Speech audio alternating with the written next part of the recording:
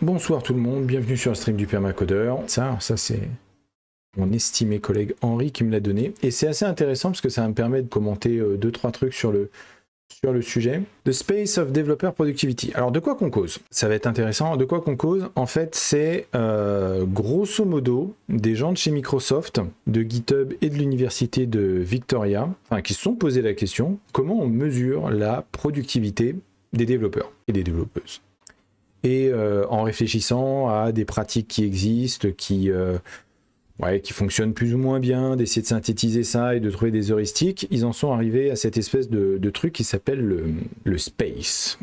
Pour adresser justement cette vaste question, et on le sait, c'est une question qui en plus est truffée de métallois. Goodhart la première, mais il n'y a pas qu'elle.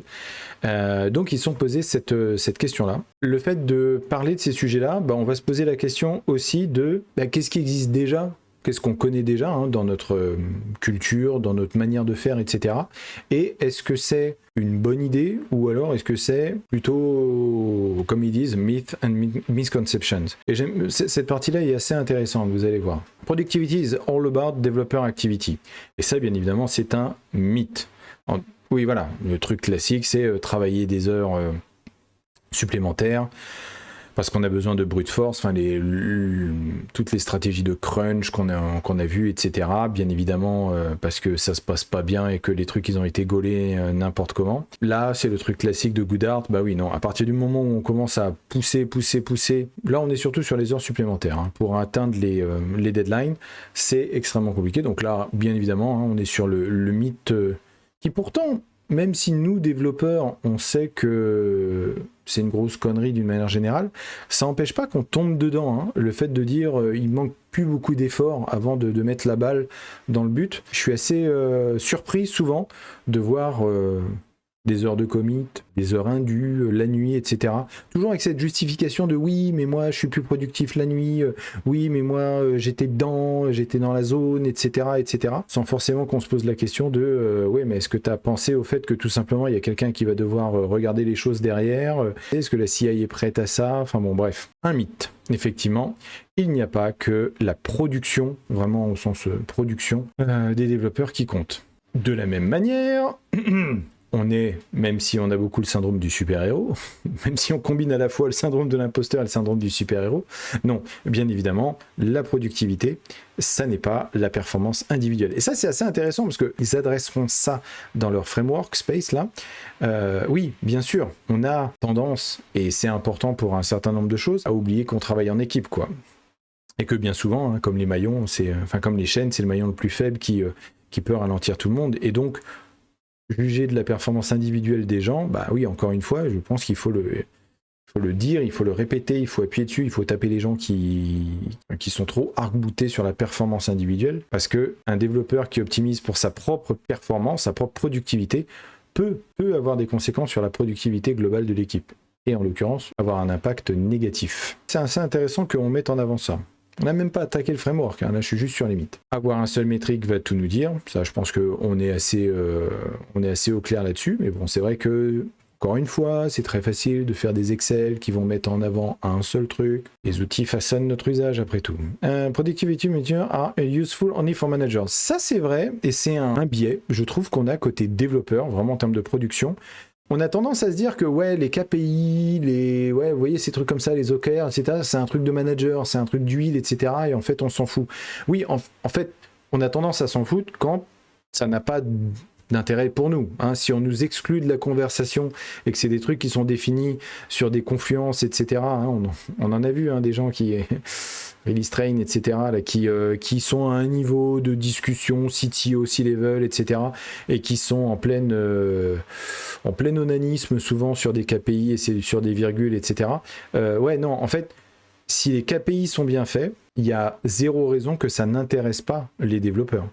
Ça peut être intéressant de justement sensibiliser les uns les unes les autres sur le fait de se dire, il y a un certain nombre d'indicateurs là-dessus, il y a des leviers, et que la productivité des développeurs, elle a beau être personnelle, l'idée c'est aussi d'avoir des insights, histoire de se dire comment on peut s'améliorer pour améliorer l'équipe. Et je suis très très content de voir que de plus en plus on parle du fait d'être heureux au travail, Même si je pense que fondamentalement, c'est pas qu'on ne devrait pas être heureux au travail, c'est qu'on va pour faire quelque chose qu'on ne ferait probablement pas, du moins dans ce cadre-là, avec ce contrat-là, si on était à la maison, à travailler si on n'est pas besoin de travailler pour vivre, vous voyez, ce genre de choses. Donc là aussi, les gens qui n'ont pas besoin de travailler pour vivre, ils sont très très très peu, hein. La plupart du temps, on est là pour travailler pour vivre. Donc au-delà de ça, le fait qu'on se dise, ben ouais, ce que je fais a du sens, je me sens pas complètement cinglé quand je finis ma journée de travail, et que bah ça va, encore une fois, on a le droit de faire en sorte que ça aille, condamné à subir. Je vois souvent l'origine étymologique du mot travail qui vient de tripalium en latin, qui veut dire torture. On n'est pas destiné à être malheureux au travail. En tout cas, dans notre branche, on a cette chance-là de pouvoir faire en sorte d'arriver à trouver un peu de bonheur quand même. Donc voilà, trop doucement, Joy, on va peut-être se calmer un peu. Mais en tout cas, decrease frustration, ça, je suis assez d'accord. Parce que le nombre de fois où on est frustré, productivity is only about engineering system and developer tools. Pas trop sûr de savoir. Ouais, decrease your frustration, on est d'accord. Et justement, on parle de faire décroître la frustration. Encore une fois, on a tendance à attaquer ce sur quoi on est confortable. Donc, comme nous, on est confortable à produire des outils, produire du code, produire des systèmes, encore une fois, hein, la masturbation sur toute la partie technique, il n'y a pas de débat, hein, je veux dire, il n'y a pas que ça, quoi. Ok. Effectivement, ça je l'avais lu et effectivement, je secouais la tête comme ça, je hochais la tête. Le fait de travailler sur le moral de l'équipe, alors le moral de l'équipe, au-delà de on n'est pas venu pour souffrir, ok, bah voilà, mais c'est ça en fait, ouais, c'est effectivement ça. On n'est pas venu pour souffrir, on n'est pas venu pour être dans une perte de sens. Moi, ça m'est arrivé, voilà, tiens, histoire perso, anecdote, d'arriver et à un moment donné d'être sur mon clavier ou à regarder des trucs comme ça et de me dire, je sais pas ce que je suis en train de faire. Je comprends pas ce que je suis en train de faire. Je vois pas comment ce que je fais s'inscrit dans une démarche un peu plus globale. Et je souhaite ça à personne. Et donc, le fait de travailler là-dessus, sur le fait d'avoir du sens, d'avoir une guidance, un truc comme ça, moi, je trouve ça intéressant, quoi. La partie mentorat et la partie knowledge sharing, c'est évident. Enfin, le nombre de fois où, tiens, tu parles de story point, toi. Le nombre de fois où on se dit, bah oui, j'ai passé du temps avec telle personne pour avancer, etc. Et puis on se dit, ah bah oui, bah au final, on a livré que 40 points au lieu de 60. On bat la race, vraiment, mais honnêtement. Parce que les 17 points qu'on a perdus à pas livrer, là, peut-être qu'on les aura parce que le junior, il a enfin compris ce qu'il était en train de faire et qu'il arrêtera de se frapper la tête contre les murs, quoi. Sur ça, ou quelqu'un qui est plus... j'ai croisé quelqu'un il n'y a pas longtemps qui pourtant avait énormément d'années d'expérience, mais était pas bon en Git. Voilà, le moindre Git rebase, c'était un drame. Ça va pas être un drame, hein. Là, c'est important justement de faire en sorte que les uns les unes les autres, on soit confortable sur le fait de faire des Git rebase. Je prends cet exemple-là parce que souvent c'est un point d'accroche. Et le fait d'avoir des circuits de mentorat sur certains sujets, d'avoir des circuits d'accompagnement, des circuits de partage de connaissances, d'onboarding. Voilà, je cherchais le terme. C'est important. Donc effectivement, il n'y a pas que la technique dans la vie.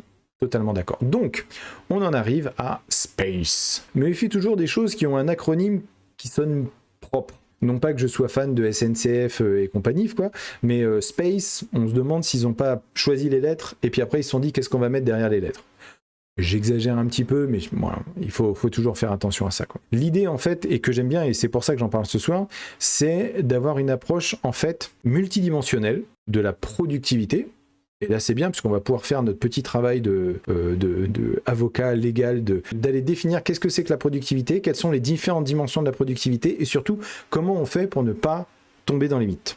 Ça j'aime beaucoup. Il y a un aspect... vous voyez, on est assez proche du taf que j'avais fait avec les métallois, de se dire, il y a ces problèmes-là, comment on les contextualise, comment on les mitige. Mitige. Ah, elle est pas mal, celle-là. Ah, et oui, ça aussi, c'est pas mal, ça. Ils acceptent le fait que leurs différents métriques ne peuvent pas être utilisés seuls. Ça, j'aime beaucoup.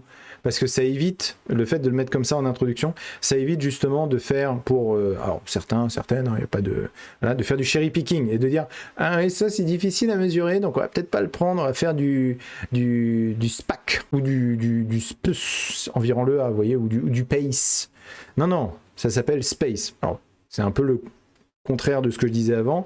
On a un mot, il est cohérent, et ça c'est bien parce que chaque lettre est importante. Un peu comme solide, voilà. Souvent les gens ils font du solide, mais ils font du S, voilà, sans se préoccuper de ce que c'est que la substitution de Liskov, le L, voilà, ce genre de choses. Enfin, l'inversion de dépendance, pardon.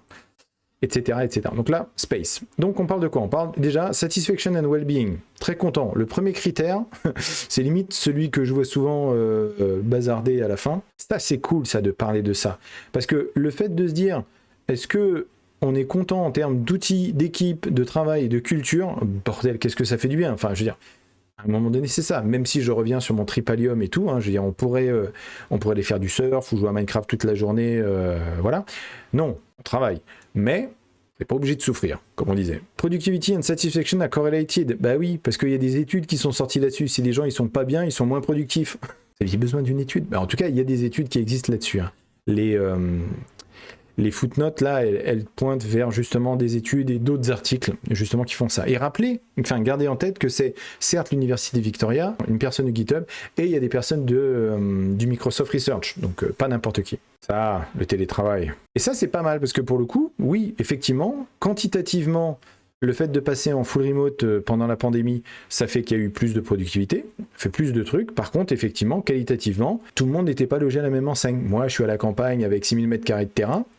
C'était pas la même que quelqu'un qui vit dans un clapier à lapin de 13 m², j'en sais rien, à Paris, en tout cas, ça effectivement c'est important. Donc voilà, donc en tout cas en termes de key metrics, derrière ça, qu'est-ce qu'ils mettent? La satisfaction des gens qui travaillent, voilà, donc ce qu'on a pu voir en termes de mood board, mais là de manière un peu propre, quoi. L'appréciation des développeurs et des développeuses par rapport au fait d'avoir les ressources et les outils dont ils ont besoin, tout simplement la gestion du stress, quoi. Si vous ne mesurez pas le degré de stress, voire le degré de burn-out, en fait ça n'existe pas, quoi. Et puis on découvre, oh, machin est en burn-out. Bah oui, mais non. Le nombre de fois que j'ai dit à des gens, je suis pas médecin du travail, mais tu affiches des symptômes qui pour moi relèvent du burn-out, et les gens me font, non, mais ça va, c'est juste temporaire.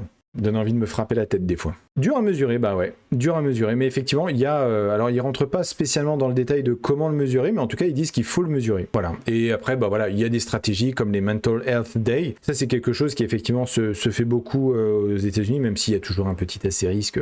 L'idée, c'est pas non plus que vous soyez tous les jours en Mental Health Day, c'est qu'il y a un vrai problème derrière. Mais en tout cas, d'avoir des jours où vous dites, ouais, non, là, aujourd'hui, ça va pas, là, il faut que je reste couché, ça se fait. Et c'est pas une mauvaise chose. Il faut des vraies rétrothérapies. Oui, bah oui. Et aussi, bah comme on le dit souvent, collecter du feedback de manière plus ou moins anonyme, ça dépend ce qu'on veut mesurer. Des fois, ça doit être anonyme, comme ça on peut vraiment se lâcher. Et puis des fois, il faut pas que ce soit anonyme parce qu'il faut, comme tu dis, faire des thérapies, donc il faut aller creuser des choses, quoi. Cet aspect de la thérapie, on le prend souvent un peu à la légère en se disant... ouais, mais c'est un truc de l'entreprise pour se protéger elle-même. Et on va pas se mentir, oui, c'est un truc que l'entreprise fait pour se protéger elle-même. Hein. Mais c'est un outil, donc de s'en servir en sachant d'où ça vient, pas de problème, mais il faut que ça serve, ça peut servir à quelque chose derrière, quoi. En tout cas, ça peut vous servir à vous, hein. Encore une fois, une thérapie, c'est aussi le fait de crever un abcès. Peut-être que vous avez besoin de réaliser que vous êtes en burn-out, hein, ou que vous n'avez pas les ressources et les outils dont vous avez besoin pour travailler, quoi. Et donc, vous n'êtes pas satisfait. Vous avez le droit de dire que vous n'êtes pas satisfait. Je sais qu'il y a beaucoup d'angoisse en ce moment sur notre taux d'employabilité. C'est une blague, hein. Notre taux d'employabilité par rapport aux autres professions, il est dingo. Hein. Allez, on va aller voir les autres professions. Vous allez vite moins faire les malins, quoi. Oui, le wellness. Comme je dis, il faut toujours s'en méfier, mais il faut aussi l'utiliser. Alors, SP, performance, forcément. On parle de productivité, etc. Mais ce qui est intéressant là-dedans, mais des phrases... qui sont sibyllines, mais qui disent beaucoup de choses. Un développeur qui produit beaucoup de code ne produit pas forcément du code de qualité. Il reste jusqu'à parler des LLM. Je ne l'ai pas dit, je l'ai à peine dit. Mais oui, c'est un peu ça l'idée derrière. On n'est pas dans la production de code. En tout cas, ça n'est pas forcément un facteur de productivité. High quality code may not deliver customer value. Des fois, vous allez changer des trucs extrêmement importants dans des zones extrêmement complexes et le client ne voit absolument rien. Par contre, ça permet de rendre le truc plus maintenable, etc. Alors que cracher de la feature, ouais, ça fait plaisir à des gens. J'avais partagé sur Twitter, et je le repartagerai si ça vous intéresse, justement des Tales of the Product Manager qui montrent que le fait d'être feature-oriented, c'est pas forcément quelque chose qui est positif d'un point de vue business. Et les clients, ils veulent pas forcément que des features tout le temps. Ils veulent les bonnes features au bon moment. Ça, c'est un vrai sujet. Outcome instead of output. Voilà, ça c'est le truc qui a changé ma vie la semaine dernière quand je l'ai lu. C'est une excellente manière de phraser la chose. Plutôt que de se concentrer sur ce qu'on produit, les nombres de lignes de code, les commits, les PR, etc. Ça sera temporeux, enfin, ça sera nuancé après. Hein. Mais en tout cas, cette partie de performance, elle s'établit sur les outcomes, sur ce qu'on obtient. Donc la quantité de code générée avec votre LLM, on s'en bat la race en l'occurrence. L'idée c'est de se dire mais qu'est-ce qu'on obtient comme résultat? Et de mettre dans performance quelque chose qui est la Customer Satisfaction, Adoption, Retention, Feature Usage, savoir qu'est-ce qu'ils utilisent, et la réduction des coûts. Moi je trouve ça génial. Je trouve ça vraiment intéressant pour le coup. Parce qu'on n'est pas dans cette espèce de truc de se dire on est capable de dire combien on a produit de lignes de code, etc. etc. Non, en fait, on s'en fout. Avoir la satisfaction client au cœur de la performance, de se dire, bah en fait, on mesure la performance sur ce qu'on a produit, apprécié côté client, de l'autre côté. Si le client, il dit, ben non, mais en fait, c'est plus lent, c'est pas ce que je voulais, le bouton, il est pas comme je voulais, ou ça lag, enfin, etc., ou alors j'ai des erreurs, ça va pas. Et vous avez beau avoir produit une quantité phénoménale de code, l'indicateur, il part en sauce, quoi. Ouais, si je fais un parallèle un peu osé, c'est un petit peu le It Works on My Machine, c'est un peu ça. J'ai fait mon taf, j'ai passé le Jira en done. On s'en bat la race que t'as passé le Jira en done, frère. Non, non. Ce qu'on veut savoir, c'est est-ce que ça produit quelque chose. Le truc, c'est que la satisfaction client, c'est pas qu'un truc de tech, faut que tout le monde y soit impliqué.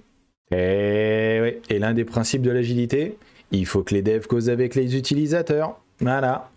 Donc oui, il faut que tout le monde soit impliqué. Donc il faut des clients dans l'équipe agile. Et ouais, l'agilité, c'est pas mettre des Scrum Masters et des Product Managers. Non, non. Ou alors, il faut avoir des Product Managers, des Product Owners qui font vraiment leur taf, pour le coup, et qui vont discuter avec les clients et qui mettent ça, et qui font le trait d'union, qui ne se substituent pas aux clients en disant je vais décider de faire telle feature, telle feature, telle feature. Non, non, non, non, non, non, non, non, non, non. Ça, c'est extrêmement important que les développeurs et les développeuses l'aient en frontal. Oh mon Dieu, les proxy PO. Déjà que ça m'énervait, ça. Oui, parce qu'on a le bon vieux silo, on met le métier d'un côté et puis la tech de l'autre, puis dans la tech, on met une espèce de cheval de Troie qui s'appelle le proxy PO. Allez, Space, on passe au A, Activity. Ça va être la nuance du point précédent. J'ai l'impression que c'est DHH qui a créé Space. À lire ça, on dirait presque du DHH dans le texte. Alors oui, là on est plus orienté volume sur l'activité. Performance, on est sur les résultats. Activity, là par contre, on est sur la production. Mais on n'est pas que sur la production de code. Hein. On est sur la production, là en l'occurrence de Design Documents and Specs, Work Items, Pull Request Commit, bon ça d'accord. Et Code Review, proche globale de l'activité. Et c'est vrai que par exemple, on m'a rarement demandé le nombre d'ADR que j'avais écrit. Et c'est vrai qu'en prenant 2 secondes de recul, on pourrait se dire, ouais, c'est un peu chaud quoi. Ça devrait faire partie effectivement des outcomes. Alors souvent c'est noyé dans les comment ça s'appelle, c'est noyé dans les tâches, on met ça, etc. Mais ça me paraît pas déconnant de se dire en termes de productivité, une personne qui a fait 10 tickets avec uniquement des commits, très peu de pull requests, etc. Et quelqu'un qui a fait 10 tickets, mais en même temps qui a produit de l'ADR, qui a produit de la rétrodoc, qui a, vous voyez, ce genre de truc. Des fois, c'est un simple markdown, ou même juste un mermaid, enfin un diagramme de séquence. Ça peut être très, très important. Moi, par exemple, sur la mission que je fais, l'un des premiers trucs que j'ai fait quand j'ai regardé le back-end, c'est dire, attendez, il n'y a pas de diagramme technique, et je suis désolé, moi, je vais parser tout le code, etc., mais j'ai pas tout l'historique dans la tête. Et il y a la palissade de Chesterton qui me tape très souvent sur l'épaule en me disant tu vas faire une connerie si tu touches à ça parce que tu sais pas comment ça marche. Et donc là j'ai dit non, je vais faire des diagrammes de documents au fur et à mesure. Donc voilà, prototyper vite fait un truc en mermaid, est-ce que ça vous va, etc. C'est un peu comme ça que ça cause, ok. Et le simple fait de faire le diagramme mermaid et d'identifier et de mettre des mots et de synthétiser les process et les échanges, bah déjà j'ai vu des trucs à changer. Déjà j'ai vu des trucs où je me suis dit bah non, il y a mon mermaid, mon diagramme technique, mon design document me montre qu'il y a des trucs à changer, quoi. Voilà, donc rien que ça, effectivement, le fait de commencer à mesurer ces trucs-là, c'est pas mal. Donc après, avoir des métriques au niveau de l'équipe, du nombre de builds, de tests, d'avoir des rapports, c'est jamais déconnant. À défaut d'outillage, un schéma avec des boîtes et des flèches, mais bien sûr, pourquoi vous croyez que j'ai un Excalibur et un TL-Draw sous la main? Parce que moi, c'est compulsif, à un moment donné, on me parle d'un truc, je fais, attends, on peut faire juste un diagramme, 2 secondes, s'il te plaît? Ok. Voilà, un truc aussi bête que ça. Mais c'est vrai, hein. Ça, c'est super important. Donc voilà, donc oui, d'avoir un certain volume, etc., d'avoir des diagrammes de spec, etc. Operational activity.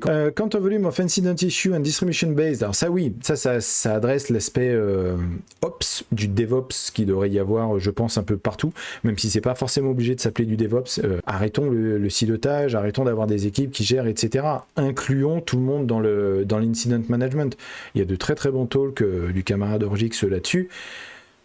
C'est extrêmement important d'avoir un incident management qui soit propre, etc. et d'avoir justement une vision très neutre du nombre d'incidents, d'issues, de comment ça a été géré, la distribution avec les severities, comment on fait de l'on-call, comment on paye les gens pour faire de l'on-call, payer les gens pour faire des astreintes, vous allez récupérer au centuple.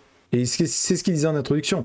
They never should be used in isolation to make decisions about individual or team productivity. Et oui, vous pouvez pas juste prendre un et puis l'adresser comme ça. Non, c'est la totalité des métriques qu'il faut gérer pour l'activité. Et ça, encore une fois, on le fait pas assez. Je veux pas forcément noyer les gens dans ces trucs-là, mais c'est important, en tout cas dans la définition, et j'aime bien cette approche du Space Framework là-dessus, de se dire, ouais, il faut qu'on arrive à synthétiser quelque chose qui ait du sens, et ça ne peut être que multidimensionnel. Tout un tas de temps qu'on perd entre guillemets, mais parce que ça fait partie de notre tâche. Je veux dire, je reprends l'exemple de Git Rebase, quelqu'un qui a un problème de Git Rebase, moi je dirais que je saute sur le truc, quoi. Cela dit, c'est peut-être aussi l'objet de ce Space Framework, c'est aussi de remettre un petit peu l'église au centre du village, quoi. Il y a tout un tas de perversions qui ont été créées avec des postes, etc. pour occuper des gens. Alors, c'est... Parce que je pense que c'est important qu'on en parle. Communication and collaboration, forcément. On parlait pas mal de performance, de outcome, etc. Maintenant qu'il faut qu'on parle équipe. Across teams, ça aussi, hein. Conway, across teams. Il n'y a pas que la communication intra-équipe qui est importante. Et ça, j'ai aucun doute à le croire que des équipes qui sont bienveillantes et qui, voilà, expérimentent leur bienveillance avec des profils divers et variés, hein, dans tous les sens, c'est super important, quoi. C'est pas mal, ça, hein. Le fait de se dire, on va essayer de faire en sorte que les code reviews soient productives, que les reworks soient productifs pour l'application. Le temps perdu que l'on ne rattrape plus. C'est beau. Je l'ai. Avoiding bug, faster pull request merges. Oui. Tout ça, ça impacte le time to delivery, hein, bien sûr, et le time to market d'une manière générale. System and avoid burnout. Parce que, encore une fois, on essaye de faire en sorte de perdre le moins de points de santé mentale possible. Qu'est-ce qu'on mesure? Discoverability of documentation and expertise. C'est fou quand même. C'est le premier item de la liste. Est-ce que notre documentation est découvrable? Notre expertise, enfin la connaissance de l'équipe, est-ce qu'elle est découvrable? C'est génial ça. Moi je dispose d'un truc en local qui s'appelle RipGrep. Ça marche du feu de Dieu. Pourquoi je devrais chercher ma documentation sur un navigateur dans Confluence? En plus c'est accessible mes fesses la plupart du temps. Donc non. Bien évidemment. How quickly work is integrated. Bon, ça, on est d'accord. Hein, time to delivery, il n'y a pas de problème. Quality of reviews of work contributed by team members. C'est pas mal, ça, hein, de se poser la question, non pas de la quantité, mais de la qualité. On a déjà parlé de... On m'a donné accès au wiki du projet 6 mois après que j'arrive dessus. J'ai fait... Quel scandale. La qualité des... Ça, on avait déjà parlé de commit message. Justement, comment on s'exprime, comment on parle avec d'autres gens, comment on leur dit ça. En vrai, je m'en fous un peu, c'est un nitpick, mais c'est un truc qui peut éventuellement te gratter, tu l'as peut-être pas vu, voilà. Ou alors des typos, ça peut être des trucs comme ça, des suggestions d'amélioration, ou des trucs qui sont vraiment bloquants, où là, non, là, désolé, il y a potentiellement une XSS, donc tu vas me nettoyer ça, parce que c'est pas admissible, quoi. Voilà, donc étager, encore une fois, d'avoir des trucs qui sont, des comportements qui sont égoless, donc sans l'ego, hein, rien à voir avec l'égolas, sans ego, et on est là pour discuter juste de pair à pair. D'ailleurs, même limite, ça devrait être anonyme, ça pourrait être plutôt cool, mais après de savoir qui sont les gens derrière, c'est bien aussi, parce qu'on peut aller creuser les sujets. Mais la qualité des reviews, c'est extrêmement important, hein, la dette émotionnelle qu'on évite de se créer. J'en parle un peu là dans l'épisode de podcast Software Delivery Stories dont je parlais au début. Network metrics that show who is connected to whom and how. Effectivement, ça peut être intéressant de voir au niveau des équipes qui est connecté avec qui. C'est vrai que c'est plutôt quelque chose qui est mis en avant côté team lead, product owner, etc. Mais il y a des aspects au niveau des équipes techniques, des relations, des tech leads qui peuvent être connectés à d'autres tech leads. Je trouve que c'est intéressant ça. Ok. Onboarding time for an experience for new members, bah, c'est ce qu'on disait. Hein. Tu arrives sur un projet, 6 mois après, on te donne l'accès. C'est chaud. Oui, éviter le copinage, silotage, même au sein d'une même équipe. Et éviter aussi, Les phénomènes de bande qu'il peut y avoir aussi, de camp. Et ça c'est chaud patate. Et effectivement, se poser la question des network metrics et des connexions des gens, c'est un peu trapu, je trouve, quand même, à analyser.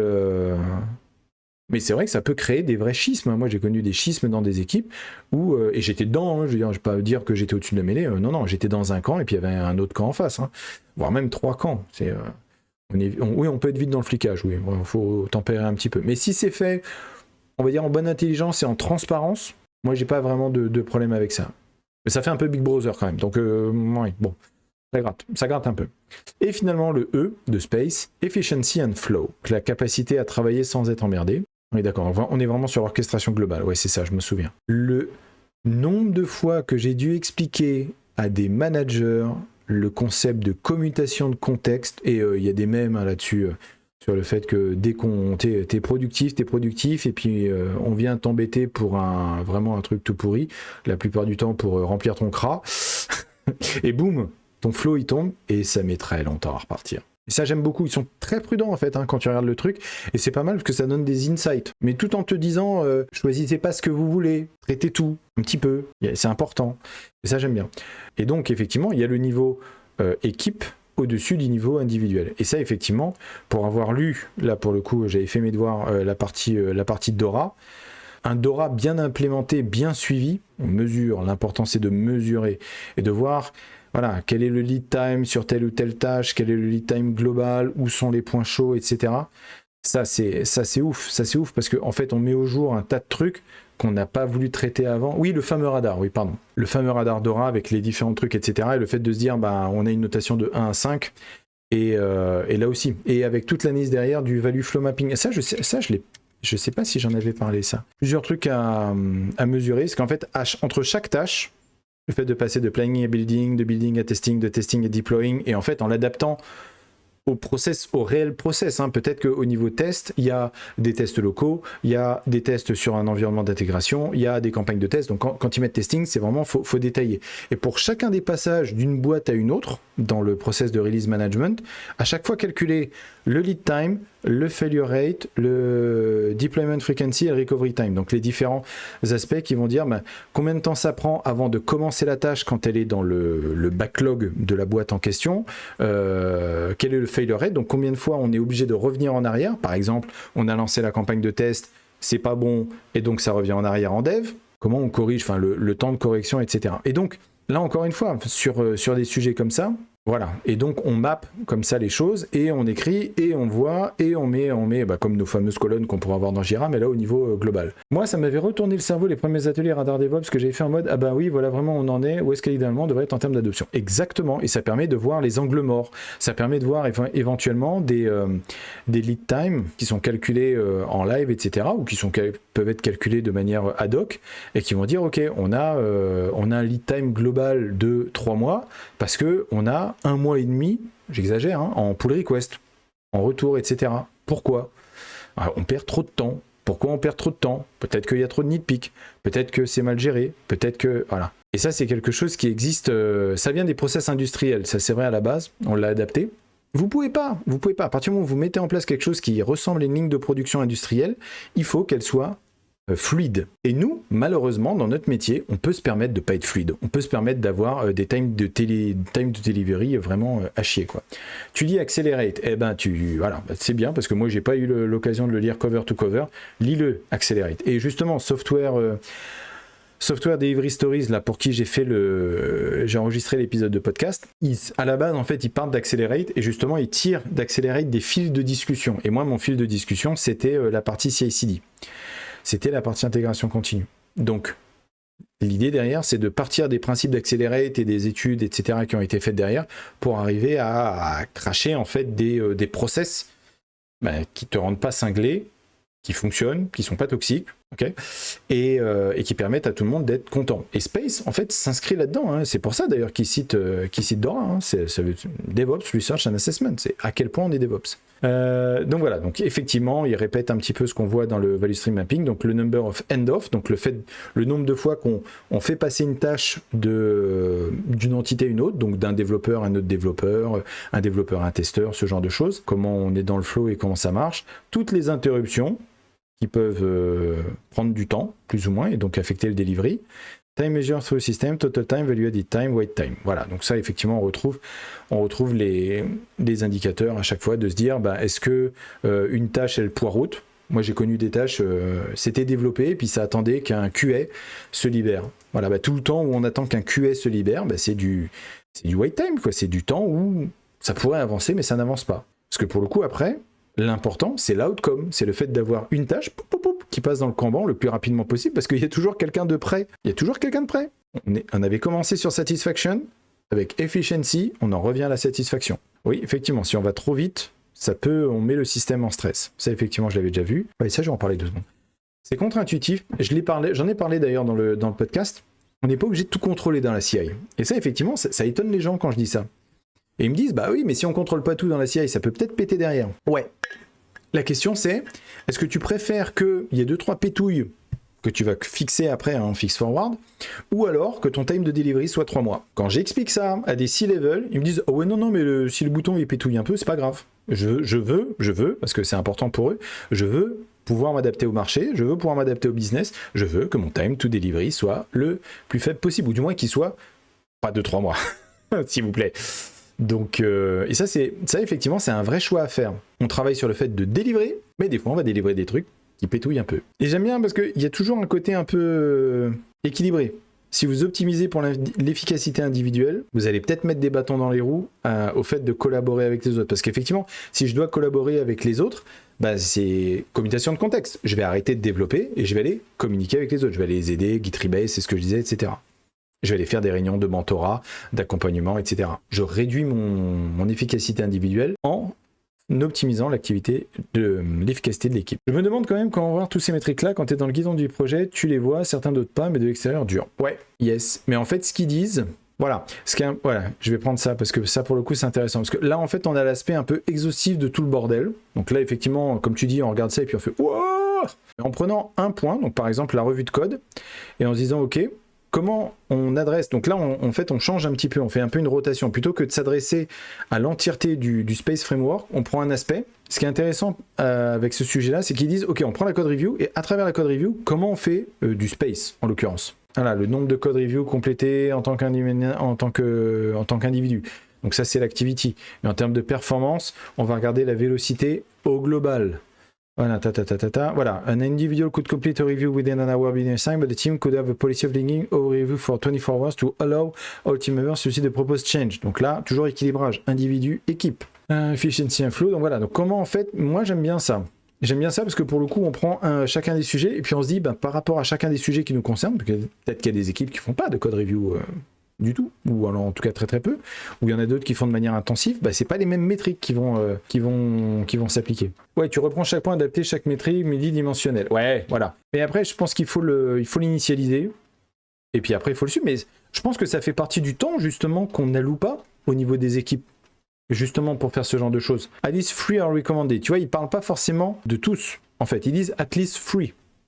Si tu fais déjà un truc qui relève du A, du activity, ça sert à rien de rajouter d'autres métriques qui concernent l'activity. Ouais, j'avais bien aimé cette manière de penser là. Add at least one metric from 2 other dimensions. Perhaps, perception of productivity and pull request merge time.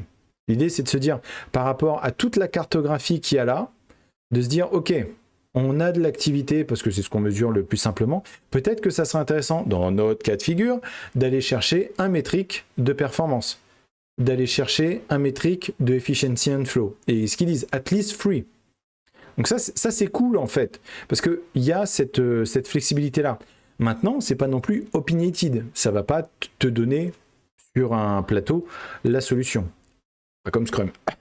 A more complete picture of productivity can be constructed. Là aussi, il colore les choses. Avoir uniquement des métriques de n'importe quelle lettre de space qui ne seraient pas des choses de la vraie vie que les gens y vivent, donc soit la satisfaction utilisateur, le feedback client et ce genre, l'histoire du networking, etc. Non, ça n'est qu'une vision numérique des choses. Et ça, ce qu'ils appellent le perceptual data, qui est un terme que je vais garder en tête, parce que pour le coup, j'aime beaucoup, c'est le fait de percevoir des choses. C'est pas mal. C'est pas mal. What can be observed from instrumenting system behavior alone. Et c'est vrai que ça, c'est un biais Et je le vois notamment que ce soit chez nous, chez Whiskel, ou d'une manière générale dans les milieux qui sont très DevOps, mais au sens métrologie oriented. Ouais, effectivement. Comme on peut mesurer des choses, on va mesurer des choses. Mais est-ce que ça a du sens? On peut se noyer sous les métriques. Ah oui, and type of measurements often create metrics in tension. J'aime beaucoup le fait qu'ils assument qu'on ne peut pas tout avoir. Parce qu'on pourrait se dire, j'ai mon Dora Matrix et je veux avoir tout à 5. Hein, ça c'est la vision un peu idéaliste. C'est pas possible. Parce que, comme on dit, individu, équipe, efficacité de livraison, enfin qualité, bug, ce genre de choses. Il y a forcément un équilibre à trouver. Et ça c'est tellement vrai, ça. Que trop facilement, on va avoir tendance à se dire, on pousse d'un côté, parce qu'on peut agir là-dessus, et qu'on y va, typiquement, le crunch, on produit, on fait des heures supplémentaires, on écrase les gens, et puis après, on n'est pas content parce qu'on se fait défoncer sur Steam, parce que le jeu, il est tout pourri, il est tout buggé. Bah non, enfin, je veux dire, vous avez eu exactement ce que vous vouliez, en fait. Vous avez crunché les gens, qualité se casse la gueule. Et forcément, il y a un trade-off. Tiens, on va parler d'un sujet qui a été évoqué tout à l'heure. One example is story points. Goodhart. Ça, c'est littéralement la loi de Goodhart. Si vous allez embêter les gens, comme je l'ai vu tellement de fois, avec combien on a fait de story points, combien on s'était engagé, gna gna gna gna, l'engagement sur les story points, la toxicité à l'état brut. Bah ouais, moi je vais cracher du poing. Et allez tous crever, quoi. They signal what is important. C'est-à-dire que Goodhart, c'est vous mettez le thermomètre, enfin si c'est plus facile de casser le thermomètre que si vous mettez la pression, les gens vont casser le thermomètre. Bah c'est ça en fait, la contraposée c'est ça. Vous dites aux gens ce qui est important, donc le fait de mesurer et de mettre en avant des métriques, oui voilà, on évite les stratégies d'optimisation. Si vous mettez en avant one way to see indirectly what is important in an organization is to see what is measured. For example, companies that care about employee health, well-being and retention will likely include the satisfaction and well-being dimension in their productivity measure. C'est con à dire comme ça, ben oui.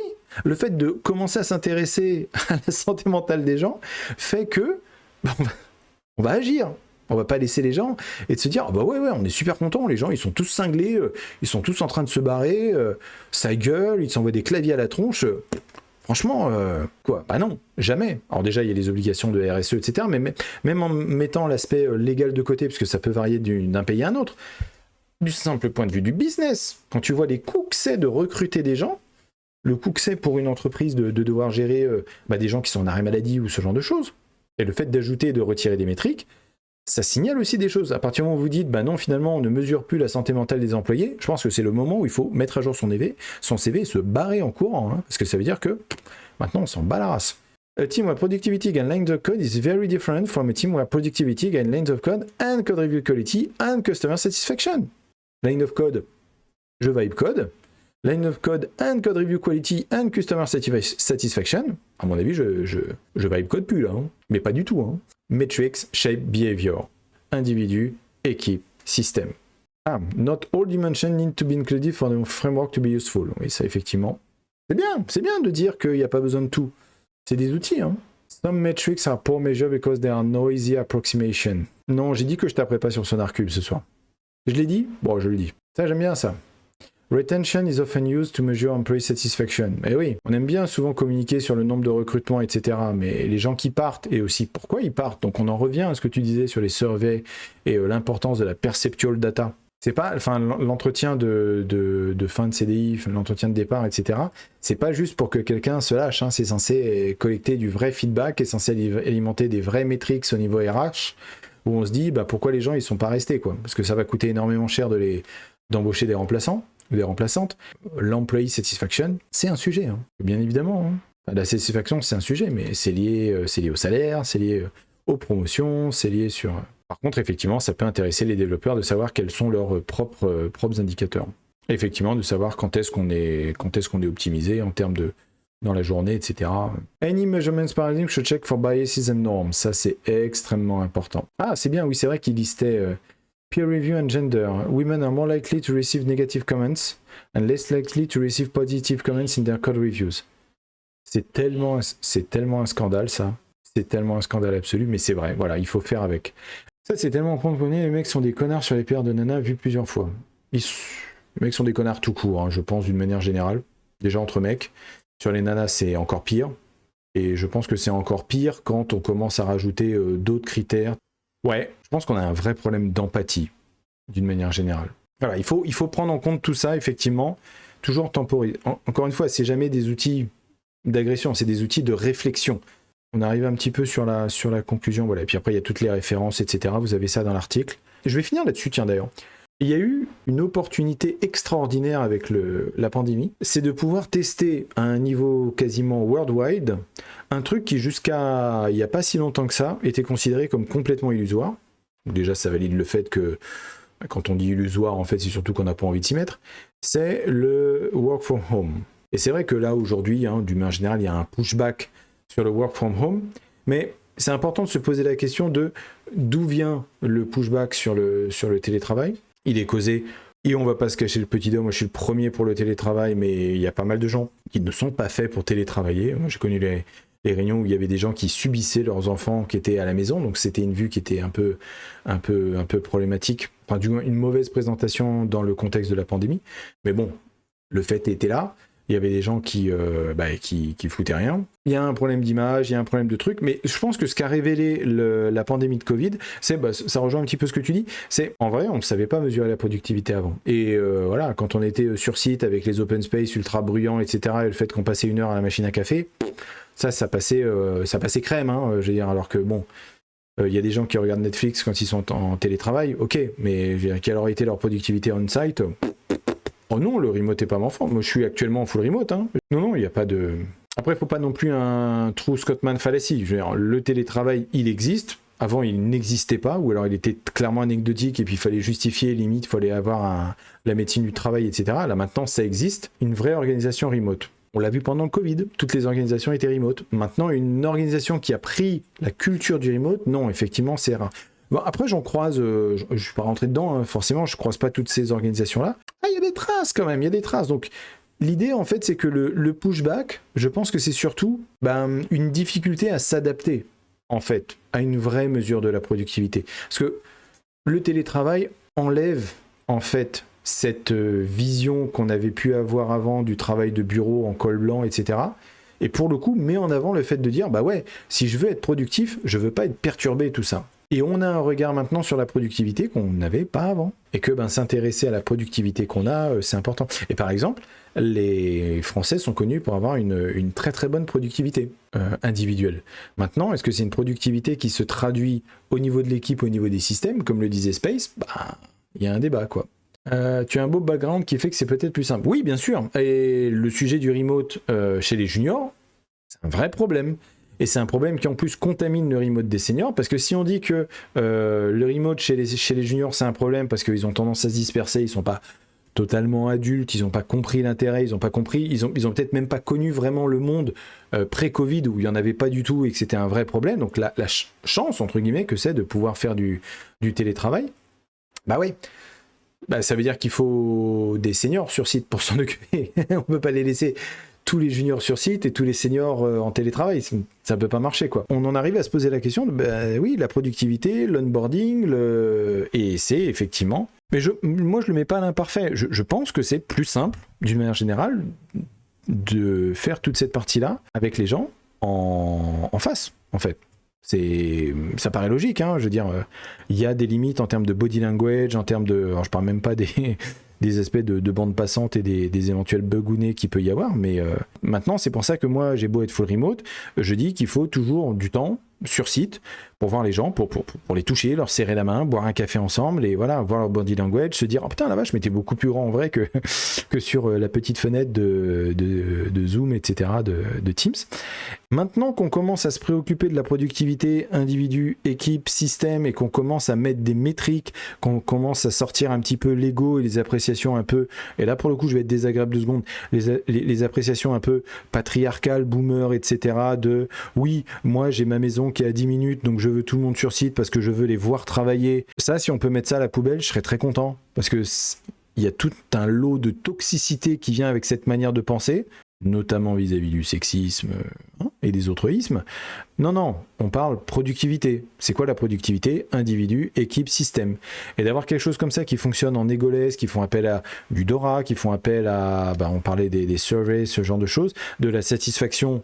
La satisfaction, c'est littéralement la première lettre. Et dans l'efficacité, on retrouve aussi un aspect de satisfaction. Ça, c'est cool. Bon élément, un grand merci à Henri qui m'a envoyé l'article. Ça a été un bon sujet d'exploration. Merci à eux. Donc la question en fait c'est de se dire pourquoi on n'en a pas entendu parler depuis. Je fais pas de complotisme à deux balles. Hein. Peut-être que c'est plus facile justement de dire ouais non mais en fait le télétravail c'est compliqué, on va l'enlever, plutôt que de s'intéresser réellement à ce que ça veut dire que la développeur productivity.